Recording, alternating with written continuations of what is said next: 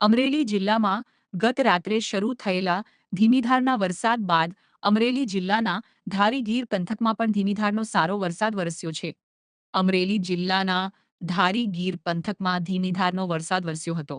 ઝરમર ઝરમર વરસાદ ચલાલા, સરસિયા, ભાડેરના ગ્રામ્ય વિસ્તારોમાં વરસ્યો હતો, જેને પગલે વાતાવરણમાં આહલાદકતા પ્રસરી ગઈ હતી. ત્યારે ખેડૂતોમાં ખુશીનો માહોલ સર્જાયો.